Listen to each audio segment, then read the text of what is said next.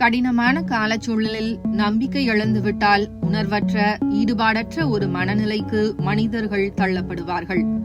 அது அழிவுக்கே வழிவகுக்கும். எத்தனை கடினமான சூழலாக இருந்தாலும் நம்பிக்கையோடு இறுதி வரை போராடுவதே சரியான நிலைப்பாடாக இருக்கும். இப்படியான நிலையில் மனிதர்களுக்கு நம்பிக்கையூட்டுவதே என் பணி என கருதுகிறேன். தனது இறுதி பேட்டியில் இப்படி ஒரு செய்தியை நமக்கு தந்த ஜேன் குடல் கடந்த அக்டோபர் 1 மறைந்தார். யார் இந்த ஜேன் குடல்? இங்கிலாந்தில் பிறந்த ஜேன் குடல் சிறு வயதிலேயே இயற்கையின் மீதும் விலங்குகளின் மீதும் மிகுந்த ஆர்வம் கொண்டவராக இருந்தார். அதனால் தனது 23வது வயதிலேயே அப்போது பிரிட்டிஷ் ஆட்சியின் கீழிருந்த கென்யாவுக்கு இடம்பெயர்ந்த புகழ்பெற்ற புதைப்படிவ ஆய்வாளரான லூயிஸ் லீக்கி என்பவருக்கு உதவியாளராக பணியாற்றத் தொடங்கினார். தொடர்ந்து ஒரு மானுடவியல் ஆய்வாளராக உருவெடுக்கிறார்.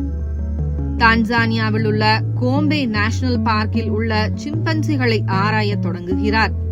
சிம்பன்சிகளின் சமூக, குடும்ப அமைப்புகளையும் அவற்றின் குணங்களையும் அறிவையும் தீவிரமாக ஆய்கிறார்.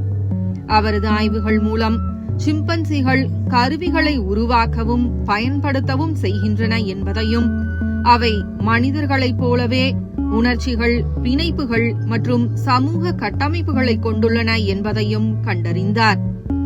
சிம்பன்சிகள் வேட்டையாடுதல், இறைச்சியை உண்ணுதல் மற்றும் குழுக்களுக்கிடையே சண்டையிடுதல் போன்ற நடத்தைகளை கொண்டுள்ளன என்பதையும் அவர் ஆவணப்படுத்தினார். மகிழ்ச்சி, சோகம், உற்சாகம், முத்தம், அணைப்பு, குறும்புத்தனம் போன்ற உணர்வுகள் மனிதர்களுக்கு மட்டுமே ஆனதல்ல எனும் அவரது கண்டுபிடிப்புகள் மனிதர்களின் பரிணாம வளர்ச்சிக்கும் விலங்குகளுக்கும் இடையிலான உறவு பற்றிய அன்றைய அறிவியல் கருத்துக்களை மாற்றியமைத்தன. இந்த துறையின் முன்னோடியாக சுமார் 60 ஆண்டுகளுக்கும் மேலாக ஆய்வை மேற்கொண்டு மானுடவியலுக்கு சிறப்பான பங்களிப்பை செய்திருக்கிறார் குடல். கேம்பிரிட்ஜ் பல்கலைக்கழகத்தில் முனைவர் பட்டம் பெற்ற குடல் 1977 ஜேன் குடல் இன்ஸ்டிடியூட் எனும் கல்வி நிறுவனத்தை தொடங்குகிறார். பின்னர் இளைஞர்களுக்கான உலகளாவிய சுற்றுச்சூழல் மற்றும் மனிதாபிமான திட்டமான ரூட்ஸ் அண்ட் ஷூட்ஸை நிறுவினார்.